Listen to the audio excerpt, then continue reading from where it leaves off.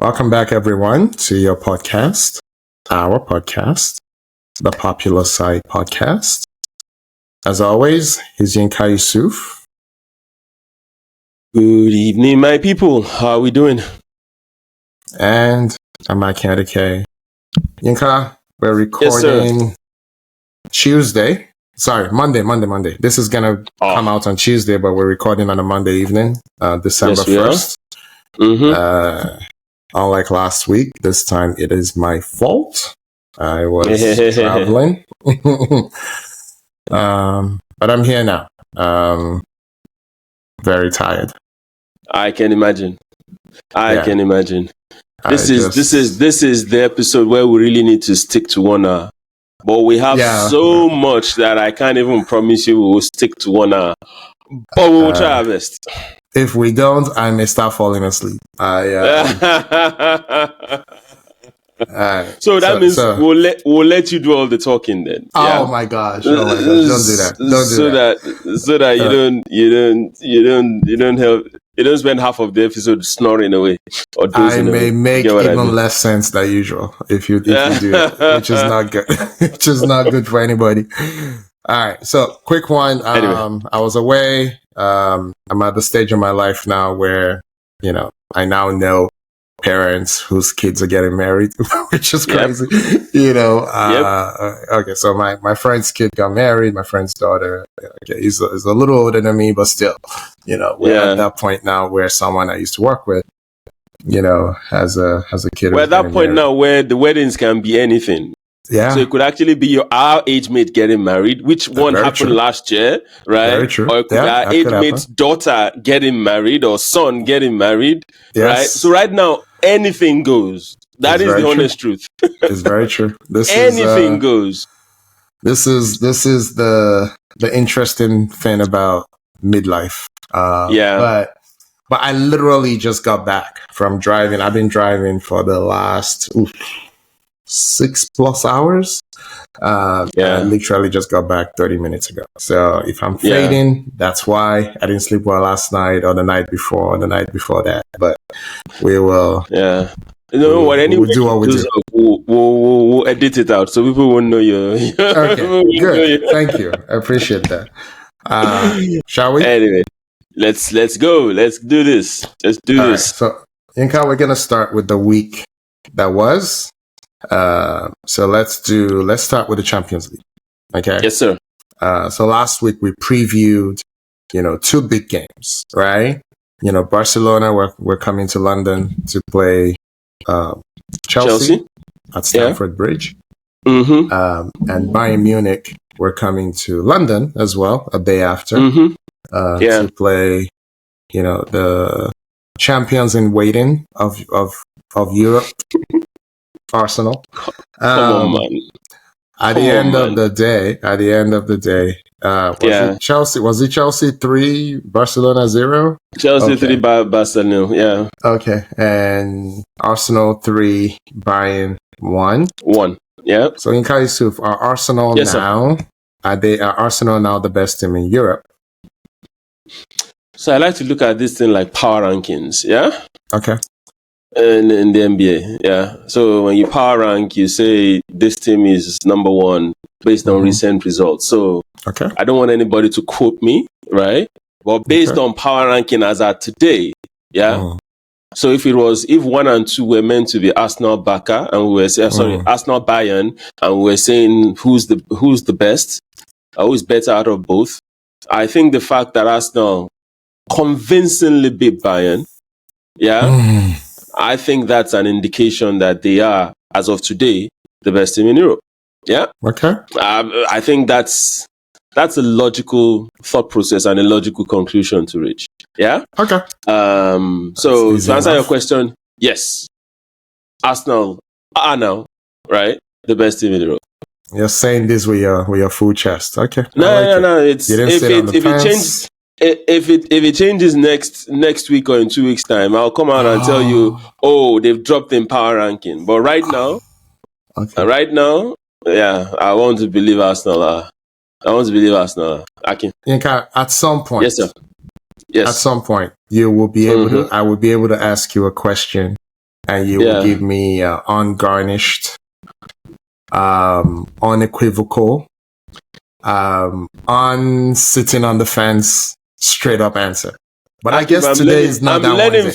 I'm learning from you. You always tell me it's not as black and white. There is always context. There is nuance. Yes, to this there's stuff. context. So when I'm nuanced, you are complaining again. What do you want, young man? You tell me exactly what you want me to do. What I want is for you to be able to open your mouth and speak with your chest, with confidence. If you're wrong, you're wrong. But this is the thing, right? Yeah. I'm not wrong. Okay. So you only know. So we say PSG was the best team last season because PSG won the Champions League. That's how we reached that conclusion. That's not what made them the best. It's how they won it. That's the context. Okay. Now you're going context again. But the two matter. So yes, how they won. And in fact that they ran through the gauntlet to get to where they got to. Yeah? That's the context. Yes. So it's as at a particular point when Liverpool were beating everybody, we were top of the Champions League. Yes. We said Liverpool were the best team in Europe until PSG came and slapped them in the mouth, took their lunch money, right? Then you said, sorry, somebody dethroned you. They are now the best. So, I mean, I'm just following the guideline that you set for me, being my big brother by a couple of minutes, you know? Yeah, funny guy. So the context is Liverpool versus PSG was not a one-legged affair. You know, they played two legs, right? And over the two legs, PSG were clearly the better team, right? Clearly the better team. Liverpool's goalkeeper was clearly the most influential, which tells you its own story, right? Yeah. You know, I don't remember the goalkeeper. I don't remember Donnarumma having to do much, you know, for PSG, right? So, and then they take a very good Arsenal, you know, make not quick work, but not quick work. You know what I mean? Of them. Yeah. You know? So that's why you can say with some confidence that they were the best. But in October, they were not. To your point about power rankings. Yeah. But the whole point is you take the information in front of you and you make the best decision you can make. And you keep it moving. That's really what it is. Okay. So I have another question. Let me answer the same question I asked you. Yeah. So, yes, of course, Arsenal are the best team in Europe. They've played 17 times. They've lost once. They haven't lost since August, right? Since like the end of August. They lost once on a wonder strike in, 80 whatever minutes of the game. Yeah. At Anfield with a Liverpool that was still beating people at the time. Right? Yeah. And then since then, I think they've drawn 3 times. And won, everything else. They won 10 in a row at a point in all competitions. Right? So clearly they are. They have a bad day against a very good team. It's a draw. They have a bad day against a mad team. It's a win. That's how you know you're the best team. Nobody can beat you. Doesn't matter what form you're in. Doesn't matter if people are injured. You can't lose, and we've seen teams go through this. When City used to do this, we didn't question them. We just said they were the best team, even though they were not winning the Champions League. It didn't matter. We knew they could beat anybody on any day, and if you were a betting man, you would put your money on City. When Liverpool was going into everyone's house and just knocking their furniture over and slapping them silly, we didn't question it. We didn't condition it. We just reported what was happening. So let's just report what's happening with Arsenal. This is not hard. Yeah. Yours truly was at the game. I know. Tell us what you saw. Tell us what you saw. Couple of things. First things first. I it's been a while since I've been to a live game. I think I was at Ronicon Stadium to Aqua United earlier on in the year, but I wasn't as invested in that as I was in this game.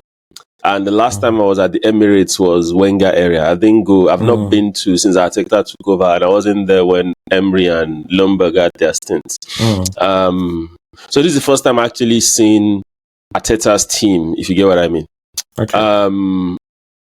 I sat behind the coach's dugout. So I saw Arteta. I mean, he was all over the place. I know the guys on Bain Sports called him a lunatic out of hate and the rest. Barking, that man is indeed a lunatic.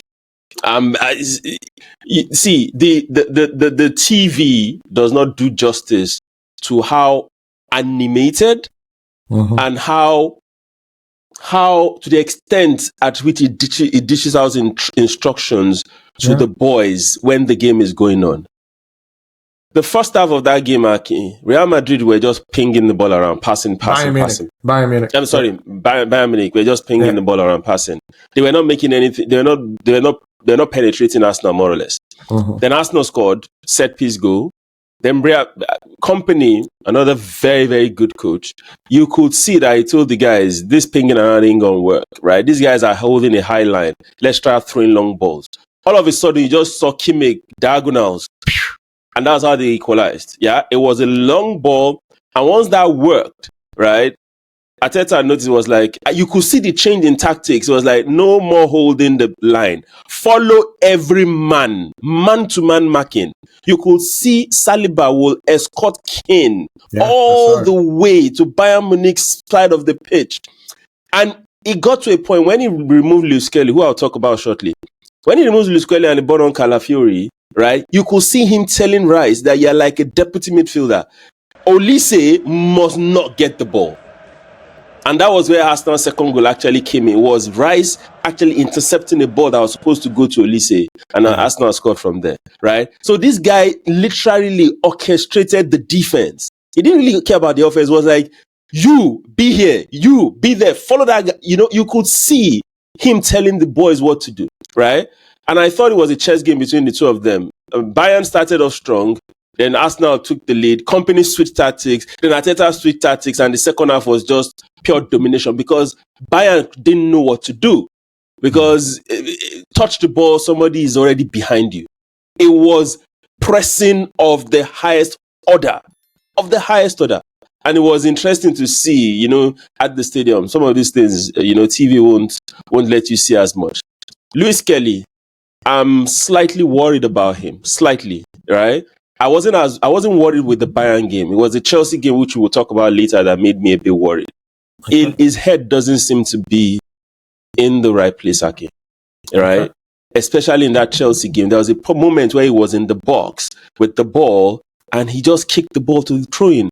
And I'm like, Oga, the typical Skelly will turn and move with the ball. He was like, he maybe he's rattled. Maybe it's the, you know, what we call the rookie block in the NBA. Is it rookie block, right? No, the sophomore slump or whatever. Yeah, After a great exactly. You hit a wall. First season. The rookie wall and the rookie wall. Yeah. You hit a wall and things are not working out for you. I hope that's what it is. But there's been all sorts in the paper that Chelsea are after him, blah, blah, blah, blah, blah, blah. I'm not worried about that. I don't think he's going to leave. But I'll leave my other comments for the Arsenal-Chelsea game. So those were my takeaways from the game. I really, really enjoyed it. All right. So one, I'm jealous. Two, just to support what you were saying about the tactical nature of the game and how Company thinks, how Arteta thinks. If you saw the interview, Rice's interview, Declan Rice, he pretty much said it. That I forget the words he used, but he pretty much said Arteta told us what was going to happen. Right. Pretty much gave us, like, for lack of a better way of putting it, give us the template. And then the template changed and we had to figure out our way out of it. Was pretty much the gist of what he was saying. It's literally what you noticed. He said it himself. So the way, when Arteta says we prepared the game, those are his words. He always says that. He's telling you exactly where everyone is going to be and what you should do when that happens. And the thing you said about Saliba following Harry Kane, it's so true. Like I think he got a yellow card. When he got a yellow card in their half. Way up. You know, he's pressing way up, right? Way up. But anyway, and then real quick, Joshua Kimmich, someone put a mic in his face and they asked him, hey, is this the toughest match you've had this season, and he said no. He said Arsenal. Initially, I thought they were taking him out of context, and then I saw the full context, and he's an idiot.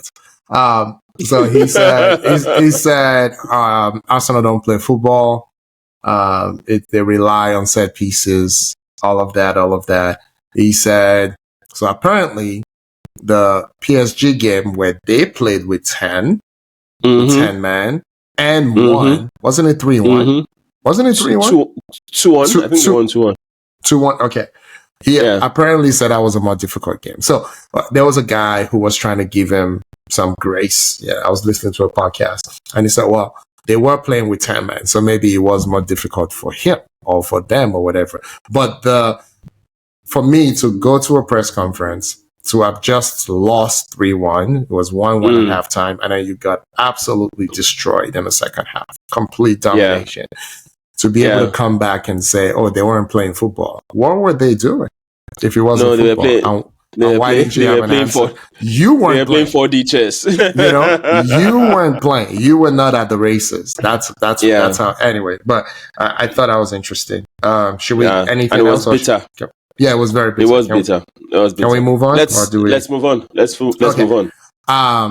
The other one we want to highlight. So we've talked about Barcelona were not at the races. Could have been 5, could have been 6. Not good. Chelsea completely destroyed them. But that game, Akin, if Barca had scored that chance that they had in the first half, that game would have been different. Right? Then they scored. Could have been. Then they scored an own goal. Then Araujo. I don't. Let me. You never liked him. I never liked him. I don't get it. I don't see what he has. Captain of Barcelona. Nah. I'm sorry. It's not at that level. I'm sorry. Yeah. No, it's really not. So, but kudos to Chelsea. Barca were there for the taking, and they took them. They took them very well. So well done, Chelsea. The other game that surprised me a bit was the City Leverkusen game before we go to Liverpool. City Leverkusen. City made 10 changes. Pep made 10 changes, and he got burnt. Seriously. He did the thing you thought maybe Arsenal should have done or would do. And I told you there was no way in hell. That Arsenal had the luxury to do, right? Yeah. City doesn't, right? Because on the table right now, on the UCL table, they were outside. They were outside the 8. They are 9th. Yeah, with 10 points. They were outside the 8. Yeah. So if Arsenal had, maybe Bayern would have won, and Arsenal would just be 3 points off the top. Arsenal had the luxury to do what I said, but City didn't, and he got burned. Leverkusen, who all of a sudden are looking better, they are. To be fair, they took them, they beat them, and it was clear. It was a clear one. He did bring back his big guns. He brought in, Holland, but it didn't work. But it was a little too late. It was a little too late. Yeah. Okay. You teased this already, so let's go to it. Yinka, was it 2 seasons ago that Arsenal drew PSV in the Champions League? It wasn't. It would have been 2 seasons ago, and it was a 9-2 on aggregate or something ridiculous. It was last season. It was last season. No. Last season there was no home and away. Last season was the big group stage. That's when the big group stage started. But it wasn't a group stage that would beat them. It was in quarterfinals or so. Oh, no, second round. Second round, quarterfinal, whatever it was. Was it 9-2 or did I make 9-2? Yeah, it was 7-1 and 2-1 and 2-0 or 2-1. Okay. 7-1 or 2-0 or 2-1, one of the two. Yeah. Yinka, that same PSV, did they go to Anfield and just beat these people 4-1?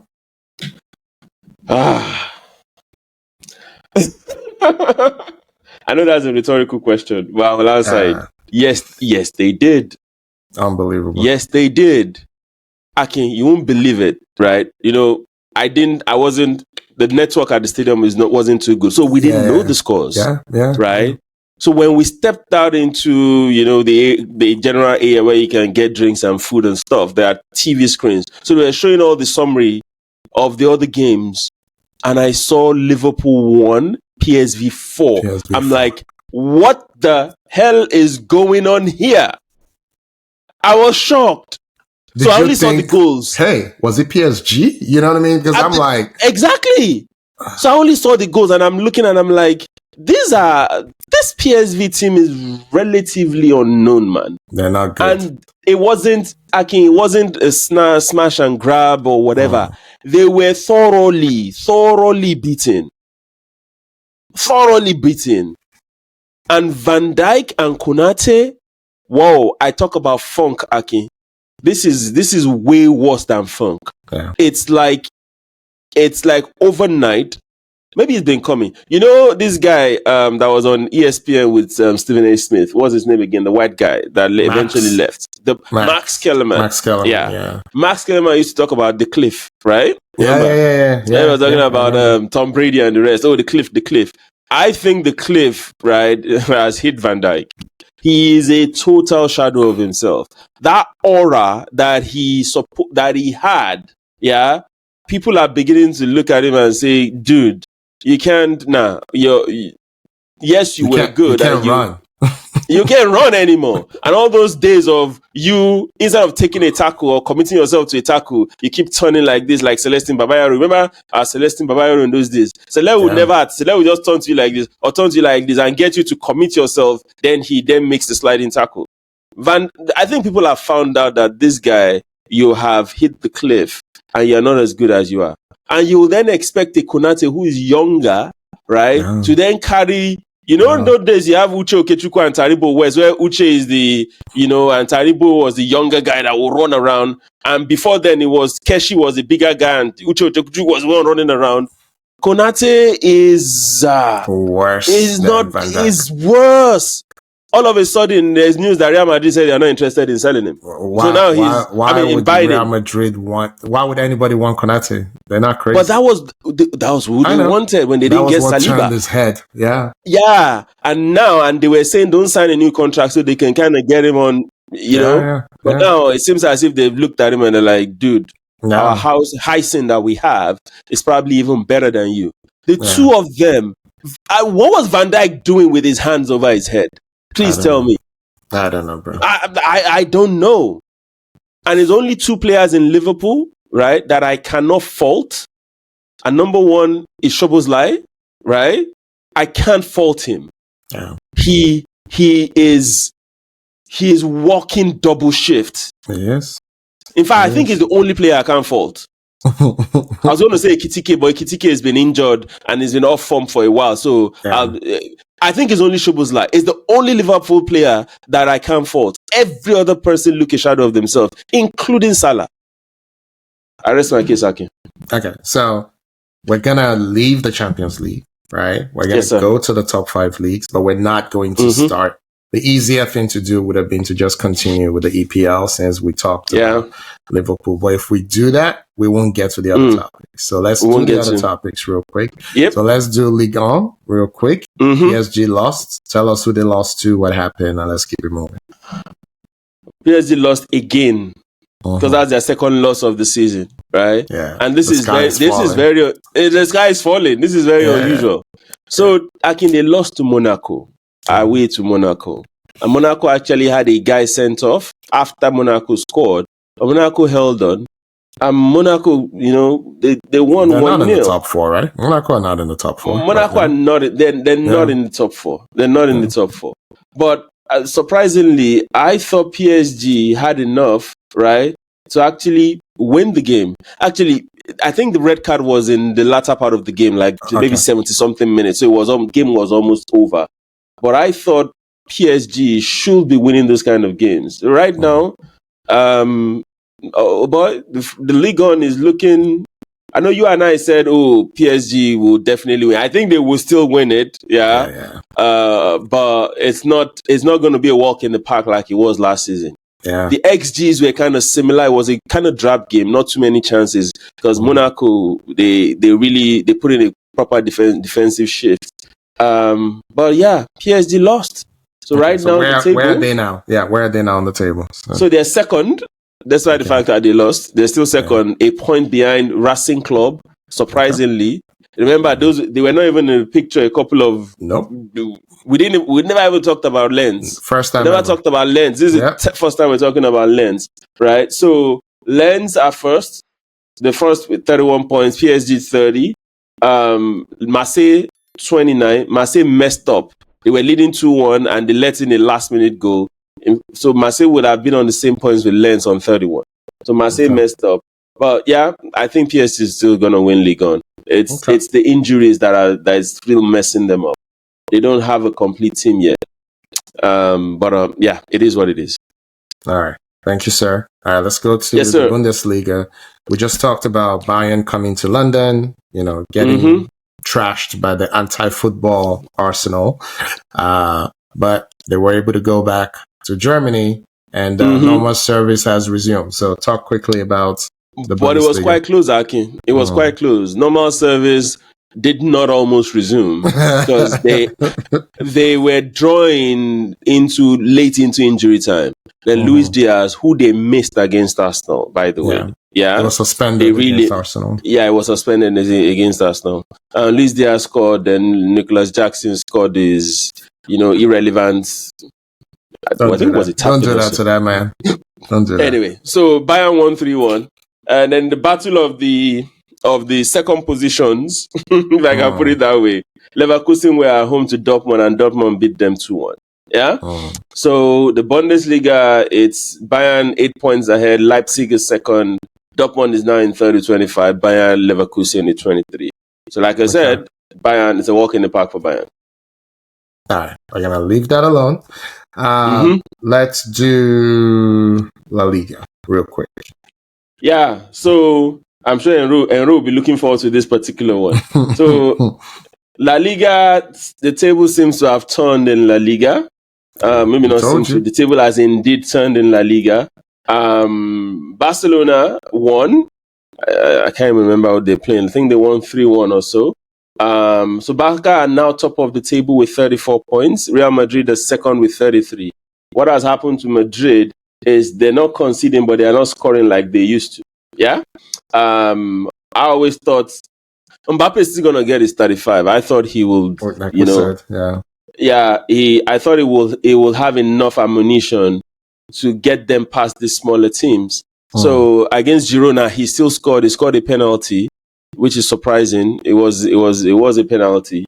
But it's funny. They're not conceding when they're not scoring. They're not scoring like they used to.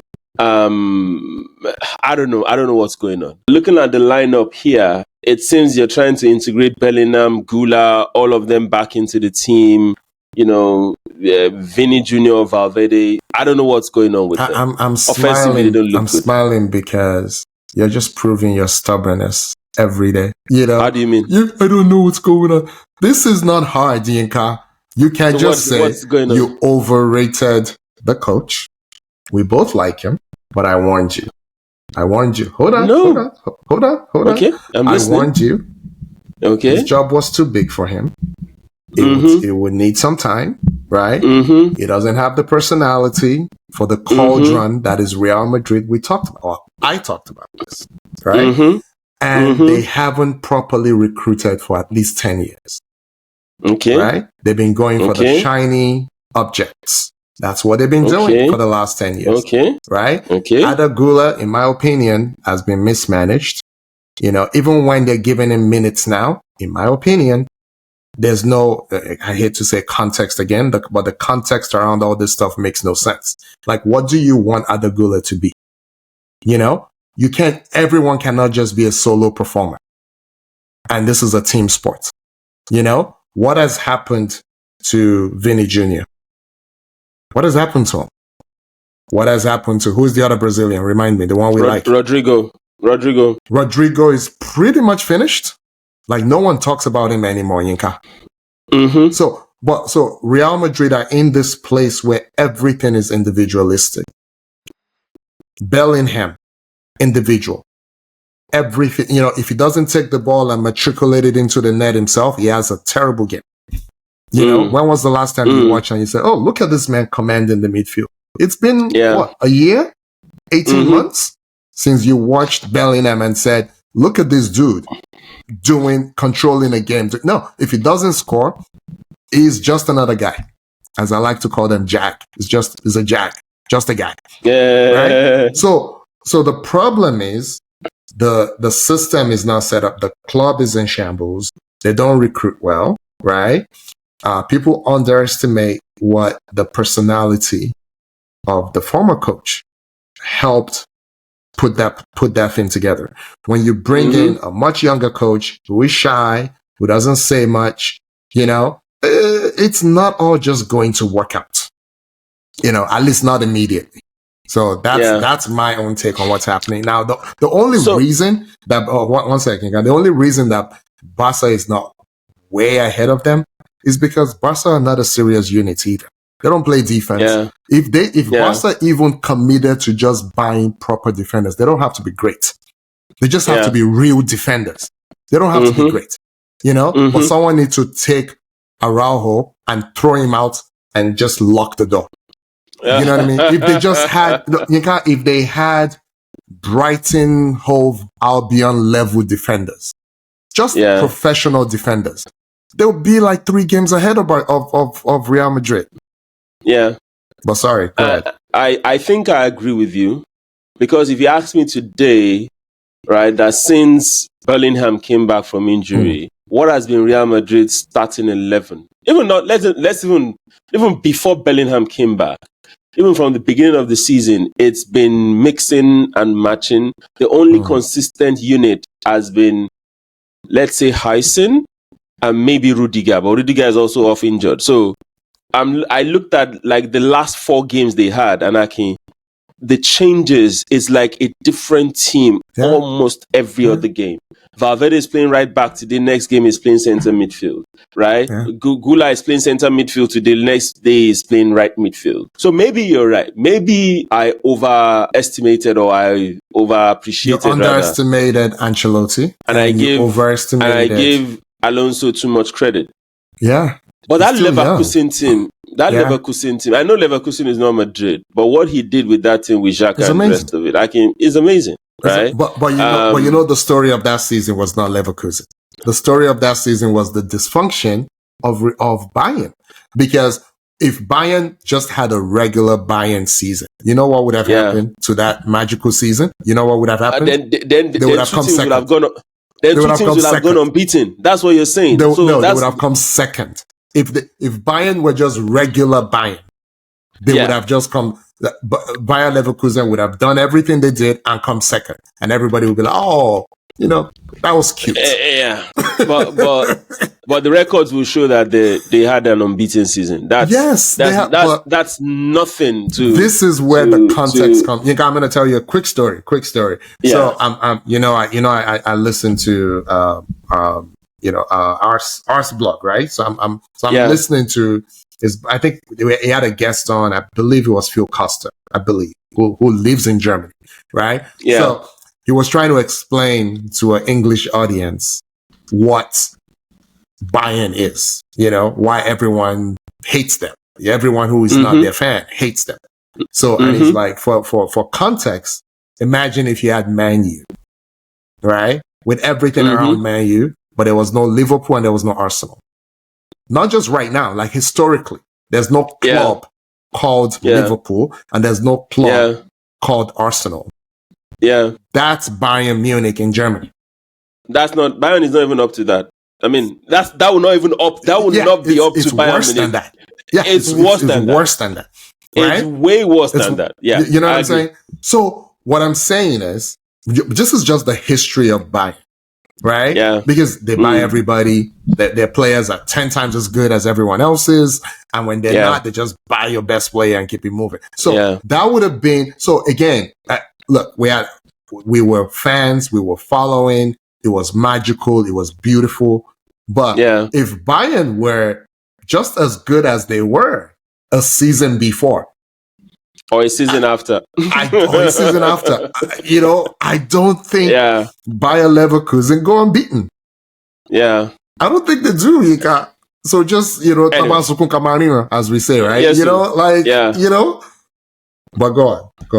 Yeah, it's like in La Liga now, there are two people that are saying, I don't want it, you don't want it. That's the way I see it. Because I don't trust Barcelona either. Yeah, I don't. Offensively, they are light years ahead of Madrid. But that defensive unit, and maybe their offense is their version of defense, right? Because they've pummeled teams. The last 2 or 3 games, they've won by like 3 goal margins for even maybe the last 3 games. Whereas Madrid, they've drawn 3 games. They've only conceded 3 goals across those 3 games.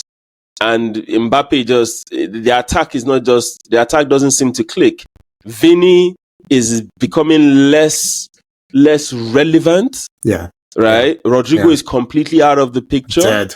So right now, it seems as if the coach is trying to force Bellingham back into the fold. And maybe that is disrupting the offensive flow a bit. I hear all you say about Bellingham. We know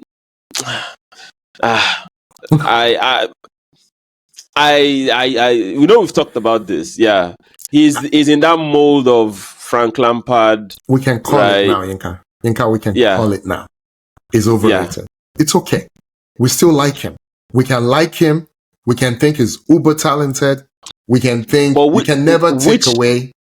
Go on. Which English player is not overrated? So that's fair. Take out the.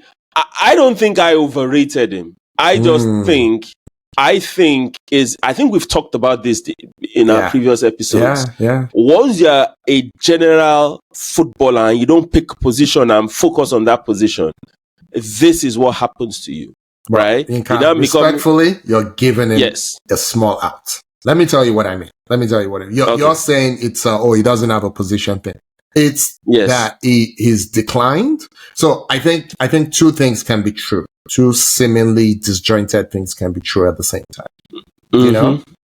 Mm-hmm. He's one of the most accomplished 17-year-olds we've ever seen. He's one of the most accomplished 18-year-olds we've ever seen. Is he 20 now? However old he is now. I don't even know his age. He's definitely one of the most accomplished 19-year-olds we've ever seen.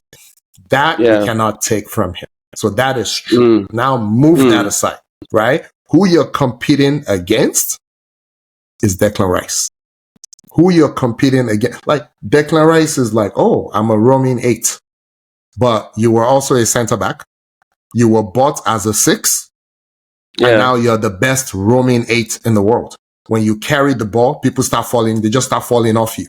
You know? You didn't do that where you were coming from. You improved yourself. That's my point. You know? So you can't say that, because Steven Gerrard could do everything, you know, we're now giving him an out. Steven Gerrard was still excellent at the one position that they told him to do. Yeah, he could do other things. The real problem with Birmingham is no longer excellent and hasn't been for at least 18 months since that World Cup where he had some issues. He hasn't been good, you know? So we can keep looking at him like the Dortmund one or the 13 goals in however many games or 9 goals, whatever he scored this first year at Real Madrid. He's had moments, but he hasn't been good. Yeah. But I think I don't think I overrated him, right?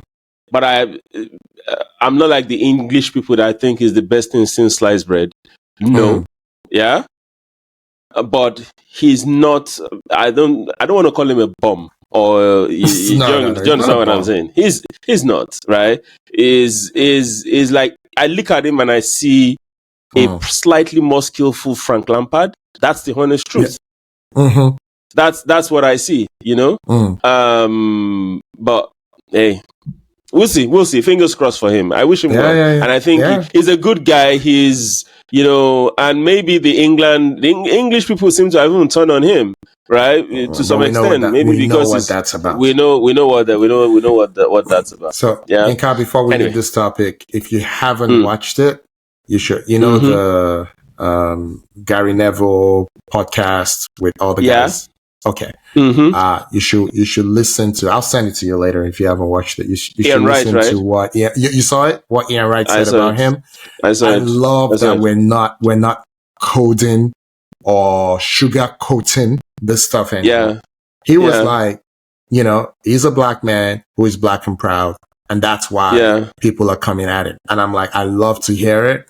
Good for Ian Wright. You know, like look, we can have a purely football conversation about Bellingham, that doesn't devolve into all the nonsense that the English people want to talk about. Right. Yeah. Okay. A quick point on that before we move on. Just to show you the extent of how the English press. I don't want to say the whole of England. I think it's the press. So let's call everybody out.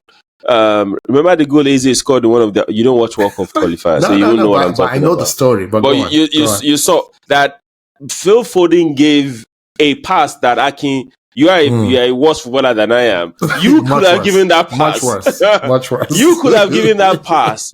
And everybody was talking about the pass where Eze then curled the ball. Eze's finish was elite. Foden's pass was so basic. Yeah. And everybody was saying the weight of the pass. And the whole world was talking about the weight of the pass. I'm like, didn't you people see that finish? Yeah. Why are we talking about the pass? So that undertone is forever going to be there. It will forever be there. So one thing, Gary Neville, bless his heart, he tries. He's been calling out some of these things, but he's also a white man of a certain age, right? Yep. But at least he tries. He's self-aware. His explanation, gave the culprit a little bit of mitigation. He was like, their country, is obsessed with finding a Gaza. Paul Gascoigne. They're obsessed with, because they're not used to having that mercurial, Maradona type, can do anything, can move in and out of spaces and just do stuff. Paul Gascoigne had that, and anyone who shows elements of that talent, they immediately start to worship him, right?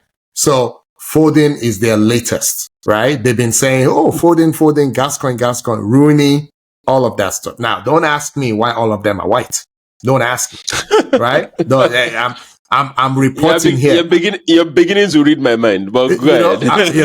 Don't ask me why all the Gascoigne types are white. Oh my God. And don't ask me why Raheem Sterling did not get this protection, even though he had mercurial talent. Don't ask me why Bellingham is not getting it. Sakai is not getting it, and the most mercurial of them all. Yeah. Eberechi Eze. He's the most mercurial of them all. He's not, and they're forcing Cole Palmer on us now. You know what I'm saying? Even though he's black. But that's okay. You know what I'm saying? His grandfather's black. If you insist. His grandfather's black. If you have a black grandfather, you're black. No matter what you look like. Black is a state of mind, baby. So when I think about this stuff, I'm like, what are we doing?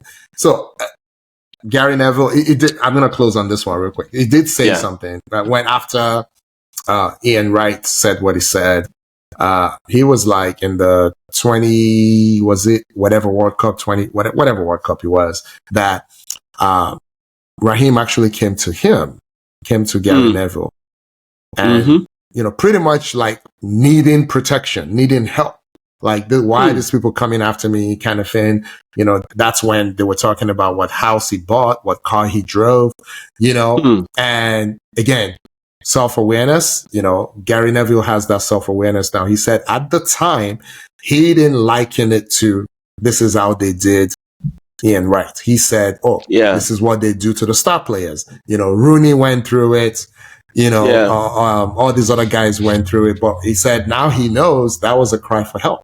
Raheem was saying, I need help, when this stuff is happening. But, Neville didn't see race. It didn't occur to him. He didn't see race, he didn't see color.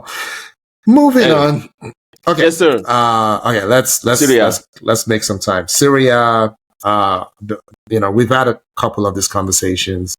Is Serie A, we said Serie A is competitive, but we also think the teams may not be that great. They may be a little mediocre. So right now, do you think Serie A has the most competitive league in the top 5 in Europe? I'll say no. Okay. Because I'm looking at the quality and the variation, if you get what I mean. Yeah. or the quality and the number of teams that can put their heads in the hat and say, you know, like I say in the EPL, anybody can beat anybody on a good day, maybe except for Wolves. Yeah, they're terrible. They're terrible, right? But I can't say the same for Serie A. It's always the top six, right? You know, that are more or less, you know, those are the main ones, right? But the quality of that top six is so clustered, right? There is no clear outlier or clear favorite or someone that is way ahead of the park. So, I mean, we've had different first, second, third position for the past 3 weeks. It just keeps alternating, yeah? Milan will be consistent for a while, then they will lay an egg. Napoli is consistent for a while, then they will mess up. You know, that's what's going on, right? So, would I say they're the most competitive? Maybe second, right? Okay. Behind the EPL, frankly. But they have the league in general has significantly improved in terms of competition, in terms of attractiveness, in terms of, you know, excitement. Yeah, it's not only Milan that is, it's not only Inter that is just beating anybody, or Napoli. Do you understand? Now that we have a wider range of teams, so I think that will be my response to that. And to support my point, Aki, over the weekend, Milan won, Juve won, right? But Roma lost. Roma played Napoli, right? That was the that's not the Rome derby. I was going to say it's Roma Lazio. Roma and Lazio, so, yeah. Yeah. So Napoli beat Roma at home.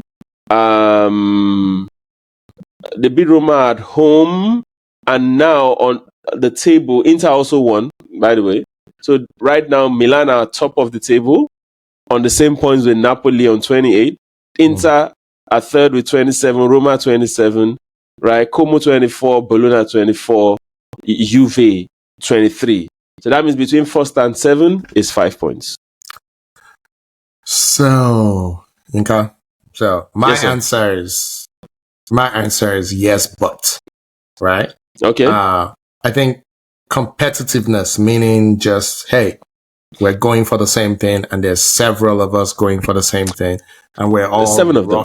Yeah, we all roughly have the same level of ability to get it. If that's the definition, because again, I say this all the time, you know, the Bundesliga is a top 5 league, but in the last 10 years, 2 teams have won it. One of them 9 times, the other one time. And it's not even it's not just the 2, it's the way, yeah. It is the gap. It is the it's never in doubt. Exactly. Okay. Never in doubt. But the EPL, my pushback with EPL has always been one team won 4 times in 6 years. Is that competitive? Yes, there was one team that stood up to them and they went back, but 4 out of 6, one guy. Yeah. Is that even that 4 out of 6, right? At every interval, or for almost maybe one that they were clearly ahead of. You always had either a Liverpool, right? That a club that was fighting him, and more recently an Arsenal and a Liverpool that are, you know, and also Chelsea, you know. So I'm saying there's a I get that argument. Yeah, I think what's missing, Inka, is you need a team that is like on an absolute basis really good, right? Like Bayern, when they were dominating, were really good. City were really good. Like you can put that City team against any other team in history. You know, they were historically good. You know, but in Serie A, you have competitiveness without absolute goodness, if that makes sense. Yeah. So you can have mediocre. The best way to put it is, again, my guy Christian Pulisic is not a world beater. Yeah. But is a reference point in the Serie A. So what does that tell you about Serie A? He's probably the player of the season so far. And he was probably top 5 last year. I argued last year that it was top 3. So if Christian Pulisic top 3 last year. Yeah. if Christian Pulisic is a reference point in your league, then your league is not that good. And I love Christian Pulisic, you know that. But we saw him at Chelsea. You know, we've seen him with the national team. Okay. Fair point. Let us continue. Okay. So I think we can now go to EPL. Okay, we can now go to EPL. So going into the weekend, the big matchup was 2 versus 1.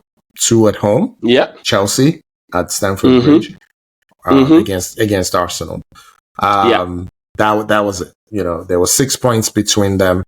If Arsenal won, that, you know, it becomes 9 points. If Arsenal lost, it becomes 3 points. Those 3. So it's a 6 pointer. If you get a draw, it's the same 6 points.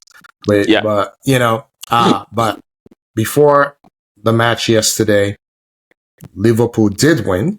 They won against Westham. That's just okay. We got to talk about Paquetá. So, I saw one thing that I was actually really happy to see. A referee that gave 2 yellow cards, both of them for dissent. I loved it. It was deserved. It was courageous of the referee, right? Because West Ham's captain, Bowen, was weak, right? That's the point where, you know, you can't be like begging your guy. Pull him away. No, you pull him away. You push him away. No one touched Paquetá. No one touched Paquetá. I saw it. No one touched him. And then they try to argue after the fact. This man wanted to get those 2 yellow cards. And the referee he wasn't rushing. He took his time. It wasn't harsh. He took his time. You know what I want to see next, Yinka? Yes. 2 yellow cards for time wasting.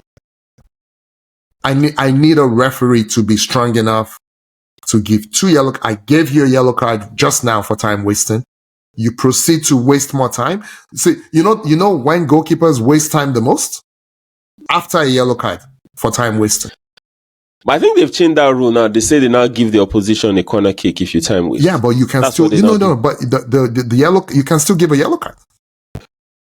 So okay. I want to see the referee that will be strong enough to be like, yellow card, I'm waiting. You know, it's like a count in boxing. Yeah. Another one. So I love seeing that. Let him be doing 1 alligator, 2 alligator, 3 alligator, and once it gets to 6, dude, you get your second yellow card. But the other thing I take out of that Liverpool game was Mo Salah was benched completely. Yep. I think he's left camp already. I think he's joined Egypt, hasn't he? For the Nations Cup. It was on the bench. No. I'm saying now. After. I think he's left already. I'm not sure, but I think so. But go ahead. So, I remember we joked about this. And we said, we did. Maybe it's time. Maybe you don't need 2 creative fulcrums on the team. You know, whenever, maybe you don't need, maybe Wirtz is not your Mane. So maybe bench Salah. They bench Salah. You know, they still struggled. They still huffed and puffed. West Ham were just terrible, in my opinion. You've captured it. West Ham were terrible. Terrible. And I'm sure the people that investigate gambling and stuff, they'll be all over this game. Say more. There's no reason for what Paquetá did. What triggered you to that point that you were cussing out the ref? You cussed out the ref warned you, and you kept on cussing him out. It seemed to me like someone that wanted to get sent off. And he has a history. What's his history? He's been investigated before for stuff like this. That's true. Yeah. So I'm sure the authorities will be all over this. They will be looking out all over the world for somebody that put some ridiculous amounts of money on Paquetá getting sent off. And they will pray. I pray it's not somewhere in Brazil. I won't say more than that. Let's move on. Okay, let's move on. So, Liverpool back or just? It's West Ham. That's my response to that. Okay. It's West Ham. But I think they have a favorable set of games coming up. You know how many times you've said that? This season. Okay. So So Sunderland are coming to Anfield. Sunderland is a tricky one. Yeah. Right. Then after that, they go to Leeds. Then they play Inter. Then they are home to Brighton. Then away to Spurs. But like you said, we've said that several times and we've been burnt. So all right. So I'm gonna say two things. Kirkes still very weak. The Atletico thing is interesting because Isak scored his first league goal for Liverpool. I don't think the goalkeeper covered himself in glory, but it is what it is. Good finish, whatever. Yeah. And then they took him out with plenty of time still to go. So it looks like it's still not fit. So that's something to watch. Wirtz, everyone is trying to tell me he had a great game. I'm like, okay, if you say so. I don't understand what's a great game anymore. Okay, if you say so. Because, okay. Anyway, but you set me up nicely for Leeds. One of our friends, many seasons ago, said something about Daniel Farke. And I'm like, is this guy drunk or crazy or something? Because that dude, right? He's the kind of guy, when a bully is bullying you, be like, oh, can you bully me some more? He's like the nicest coach. You know, when you need a fighter, when you take over a newly promoted side, you don't need someone who is just nice all the time, you know? Yeah. And I'm like, it doesn't set the team up to fight. But anyway, this time they actually did fight, you know, from 2-0 down. You know, it was 2-2 and then they conceded late to City. But for me, I look at it as City's showing some of those tendencies again that, you know, they showed last year, crumbling and whatnot. So big deal, little deal, no deal. What is it? We never know. Jekyll and Hyde City. That's what we have this year, right? Doing it again. Haaland, all of a sudden, the goals kind of dried up over the past, is that 2 games or so? He's gone. Newcastle, no goals. No goal. Leverkusen, no goal. And Leeds, no goal. But fingers crossed, right? He might pop up next week and batter Fulham because I think they're away to Fulham. Yeah, they're away to Fulham. And their games, actually, that's today or tomorrow. Tuesday, Wednesday, their midweek games. Tuesday. Yeah, their midweek games, and then there are games over the weekend also. So fingers crossed. This winter, this December, is going to be very, very significant, quite pivotal in what happens. Right? There are so many games back to back. Now let's see who can use the squad the best. Right? And let's see who wants it the most. I think that's what's going to happen. Yeah? Okay. So we'll see how it goes. So, I don't think there's any other matchup outside of Chelsea versus Arsenal that we really should talk about. So should we just go straight to it? Let's quickly talk about Frank before we go to that. Right? Oh, okay. Fine. Go for it. I'll make it very brief. Right? Go for it. The Spurs fans have turned on him. Right? After losing to Arsenal at the North London Derby.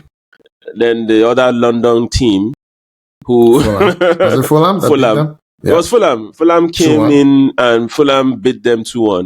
Now it's the nature. The defensive display was horrible. It was a disaster.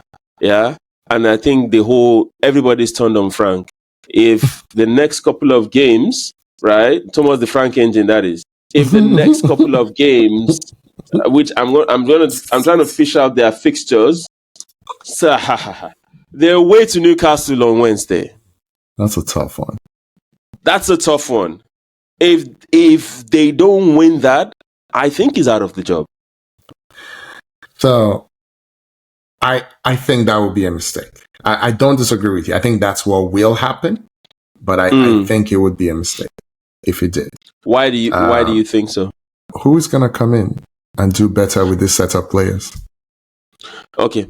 Very, very, very good point. Yeah. But my concern with him is actually style of play, right?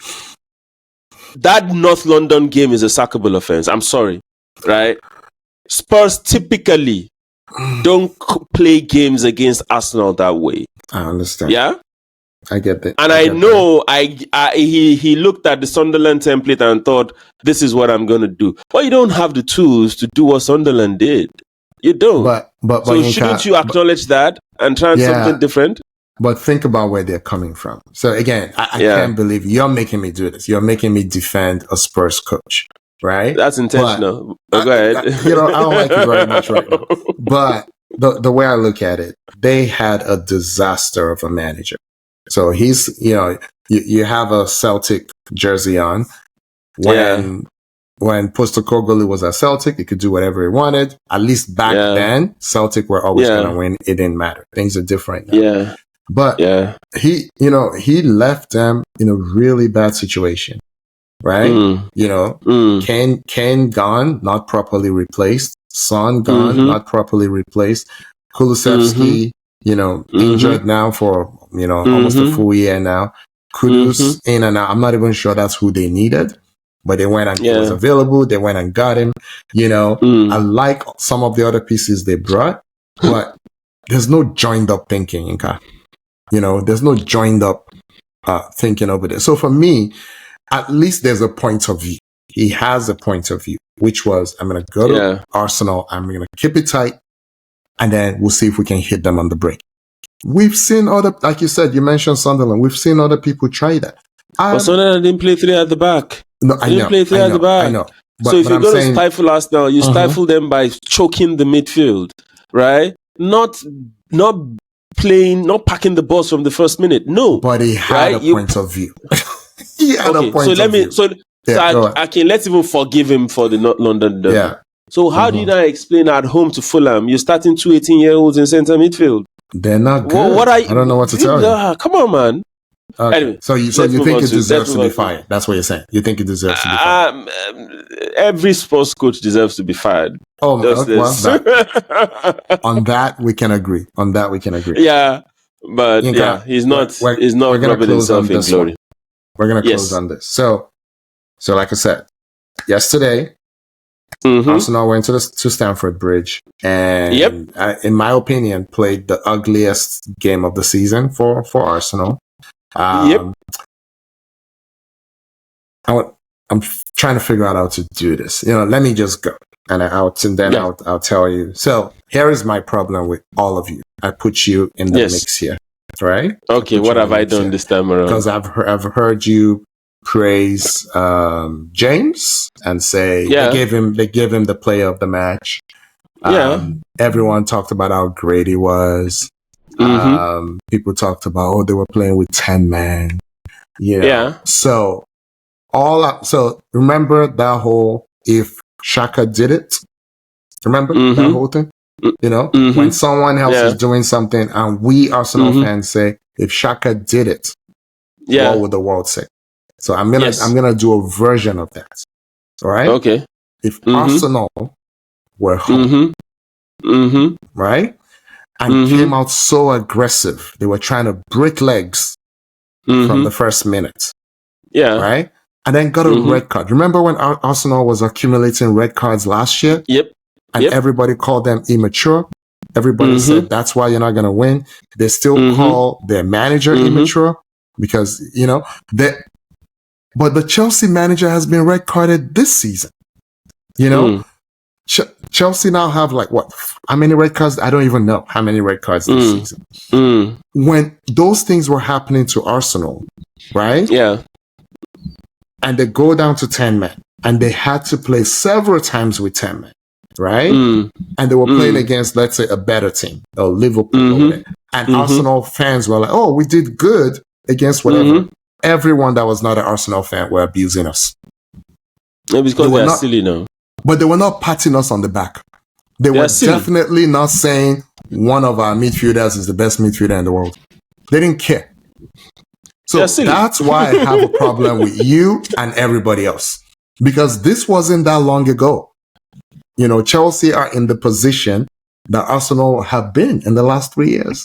Where you're building, you're measuring yourself against... Go on. Let me quickly defend myself before you continue. I'll just quickly defend myself. So number one, they're silly. Number one, they're silly, and I'm not. Right? I keep telling you this.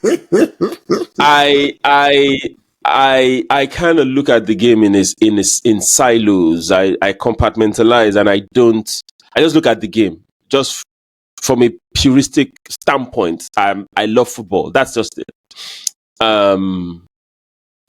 The recklessness and the way they played, I totally agree with you, right? So all these Chelsea's now, they whatever, I'm like, you guys are still 6 points behind Arsenal. All these, I don't want to say little wins that you're trying to cope or say, moral victories. No, it's irrelevant, right? It's irrelevant. It's 1 point. We're still 6 points ahead. The winner over the weekend is not you guys. It's City. Right? City that won, and the other two people hovering around them drop points. Right? So you trying to say, all these moral victories, it's nonsense to my ears. Right? Now, Akin, Chelsea set out, just like you said, to be very, very aggressive, right? And to kick the life out of Arsenal. Okay. Right? And it's like they probably had a small meeting with the ref to say, "Sure, you allow us." Yeah? And the ref, silly enough, right? I told you this. He set himself up because he overlooked Cucurella, horrible tackle on Saka. He overlooked initial tackle by, what's his name? By Caicedo, right? 3 times. And 3 times. 2 hands to then the back. then he goes to book Zubimendi for an innocuous challenge because the whole crowd was shouted on him. And I've told you that this guy is the weak. He's weak. This is the same guy that I told you. Remember that game, that Liverpool Arsenal game, that until Kai Havertz was going to head the ball into the net, that's when he blew and said, "Oh, I already blew free kick." You know, I showed you that evidence. Yeah. It's the same guy. This is the same guy that Saliba, quote and unquote, headbutted Joao Pedro, and because everybody shouted, he gave a penalty. We've never seen that before, and we'll never see it again. This is a weak ref. And he got the crowd to bully him into giving Zubimendi that yellow card. Akin, you are my witness. What did I tell you? I said this guy has set himself up. That was the exact things I typed to you. Said this ref has messed himself up because right now he's going to be under severe pressure because now that Zubimendi yellow is the standard, and that was nowhere near a yellow. Yeah, it wasn't a yellow, right? And that he set the tone for the game, and he kind of robbed off of a game that would have been more. Do you understand, right? Yeah. Because Chelsea just came and they're kicking all over the place. I saw a video of what's his name, Enzo, kicking Noni Madueke and shouting over him. I'm like, dude, why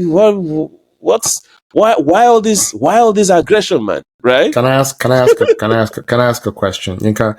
Yes. As a Arsenal, apart from maybe Emmanuel Adebayo, as an former Arsenal player, come back and being booed by the crowd? No. The Madueke being booed shocked me. I did not. This guy doesn't speak, right? And Palmer was instigating the fans to continue to bull him. Wow. While he was on the side. Yeah. When he speaks, he's giving glory to God. He's talking about his faith. This man doesn't speak. For me, it's a big enough disgrace that Arsenal fandom were losing their minds because they didn't want him. That was bad. I said it at the time. That was bad. Yeah, it was horrible. But to go back to Stamford Bridge and you're booing this, what did he ever do to you? You made money when you sold him. Absolutely. You know? You bought him from it was PSV, right? It wasn't fair. Yeah, PSV. Yeah. Bought him from PSV for 30 something. You sold him for 50 something, maybe 60 something, whatever it was. You almost made double on him in 2 seasons. Yeah. You know, the kid just wants to play. What is this? You know? Crazy. Anyway, so if I go to the game in itself, right? Yeah.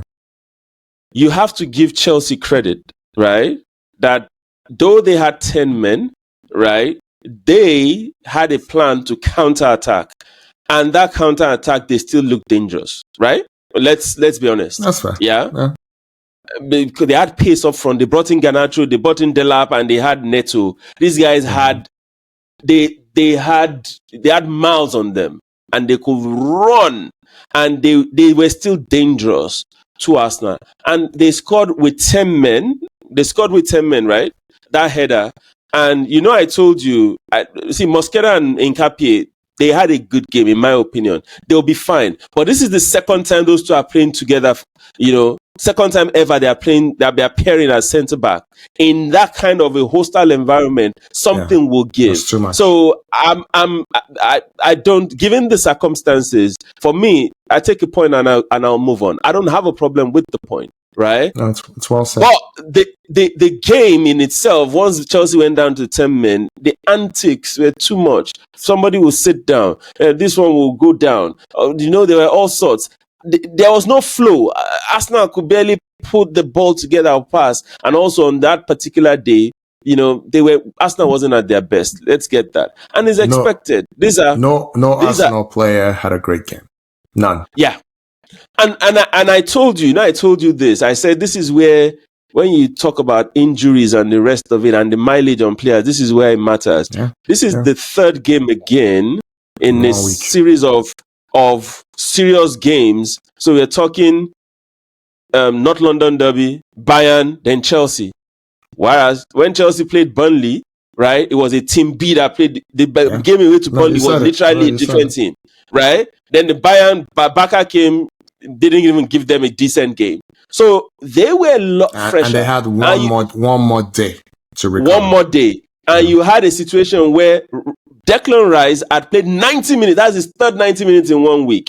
Yeah. Julian Timber, third 90 minutes in 1 week. Mikel Merino, third 90 minutes. If those guys should dress against Brentford tomorrow, they should just be on the bench. The three of them. Yeah.